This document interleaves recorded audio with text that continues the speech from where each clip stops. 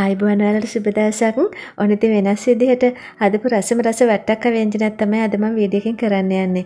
තෙල් දාන්නේ නැහැ. ඒ වගේම පොල් කිරි මිරි කරලා දාන්න ඕනෙත් නැහැ.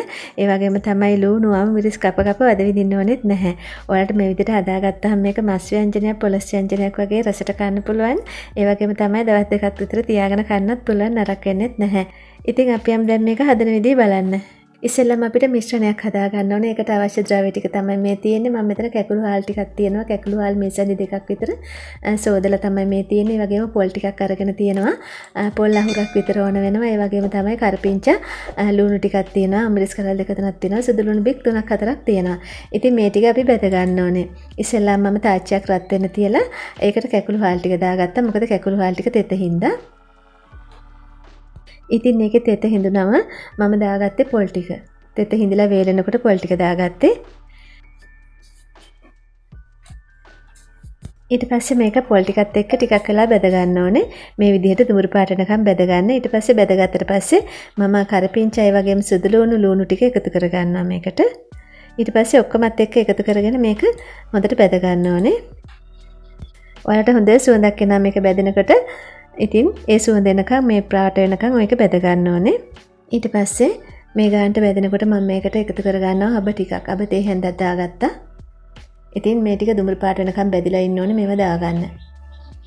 ඊට පස්සේ ඒක ටිකක් කලවම් කරලා අපි මිරිස් 3-5ක් මේකටම දාලා බෙද ගන්නවා. මොකද අමු මිරිස් අමු 3-5 තියෙනවා නම් තමයි මේ විදිහට දාගන්න ඕනේ. ඒ කියන්නේ අමු බෙදපු නැති මිරිස් කුඩු 3-5 කුඩු. මම රතු මිරිස් කුඩු තේ හැඳි දෙකක් දාගත්තා. ඒ වගේම 3-5 කුඩුත් තේ හැඳි දෙකක් දාගත්තා.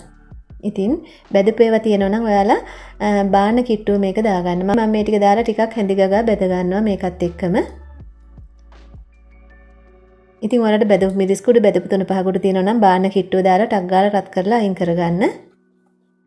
ඉතින් සියලුම ද්‍රව්‍ය ටික දාලා මෙන්න මේ ප්‍රමාණයට මේක මේ පාට වෙනකම් බෙද ගන්න ඕනේ. දැන් ඉතින් මේකේ සියලුම දේවල් අපි දාලානේ තියෙන්නේ. දැන් ආයේ මොනවත් අපිට දාන්න ඕනේ නැහැ. වෙනම වට්ටක ව්‍යංජනයට. ඊට පස්සේ මේ විදිහට මේ ගානට බෙදෙනකොට මම ඩිප් ඔෆ් කරලා මේක අයින් කරලා ටිකක් නිවෙන්න තියුවා. ඊට පස්සේ අපේ වට්ටක්ක ටික කපා ගන්න ඕනේ. ඉතින් වට්ටක්ක මම ග්‍රෑම් 500ක කෑල්ලක් මේ තියෙන සෝදලා අරන් ඇවිල්ලා ඊට පස්සේ මම මේ සයිස් එකට කෑලි කපා ගන්නවා. ඉතින් මේක මම දැන් උයන භාජනයට වළඳට දා ගන්නවා. මට හිතුණා අද මේක මැටි වළඳක උයන්න ඕනේ කියලා. ඇත්තටම අපි උයන දේවල් මැටි වළං වල උයපුවාම ගොඩාක් රසයි. ඊට පස්සේ මම මේකට කහ කුඩු ටිකක් දාගත්තා. ඒ වගේම ලුණු තේ හැන්දක් විතර දාගත්තා. ඉතින් මේ ටික විතරයි මේකට දාගන්න ඕනේ.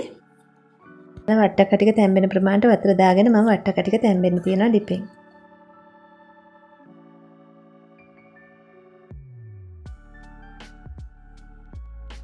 ඊට පස්සේ ඔන්න බෙදගත්ත ටික දැන් නිවිලා තියෙන්නේ.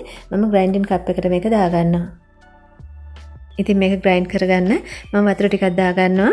මේක හොඳට පේස්ට් එකක් වෙන්න ග්‍රයින්ඩ් කරගන්න ඕනේ. ඔයාලට මිරිස් ගලක් තියෙනවා නම් මේක හොඳට අඹර ගන්න පුළුවන්. වතුර චුට්ටි එකතු කරලා හොඳට පේස්ට් එකක් වෙන්න මේක අඹර ගන්න පුළුවන්. ඉතින් මම මේ විදිහට ග්‍රයින්ඩ් කරගෙන ආවා. දැන් ඔන්න වට්ටක ටිකක් තැම්බිලා. ඉතින් මේ විදිහට තෙත ගතිය ටිකක් තිබ්බට කමක් නැහැ වතුර ගතිය. ඉතින් වතුර ගතිය මදි නම් වතුර චුට්ටක් එකතු කරගන්නත් පුළුවන්. මම ග්‍රයින්ඩ් කරගත්ත මේ පේස්ට් එක මේකට එකතු කරගන්නවා දැන්. මේකට ඔයාලට වියලි ගතිය වැඩි නම් වතුර ටිකක් එකතු කරගන්න. ඊට පස්සේ මේක හොඳට කලවම් කරලා මද ගින්නේ තව ටිකක් වහලා තියන්න ඕනේ. අපි සේරම ಜಾති මේකට එකතු කරලා තියෙන හින්දා 아무තෙන් ආයි කිසිම දෙයක් දාන්න ඕනේ නැහැ. මම රම්පේ කොලයක් එකතු කරගත්තා. කපලා. දැන් මේක මද ගින්නේ හොඳට මේ විදිහට උයා ගන්න. ඉතින් ගොඩාක් රස වට්ටක්ක ව්‍යංජනයක් ඇත්තටම මේක ඔයාලා හදලා බලන්න ගොඩාක් රසයි. ඉතින් මගේ වීඩියෝ එක හොඳ නම් වෙනද වගේම ලයික් එකක් දාලා අදහසක් ලියන්න. ඒ වගේම subscribe කරපු නැති කෙනෙක් නම් subscribe එකක් දාලා එකතු වෙන්න. ඊයින් එන්නම් සුබ දවසක් නිරෝගී දිවියක් ඔයාලා සියලුම දෙනාට.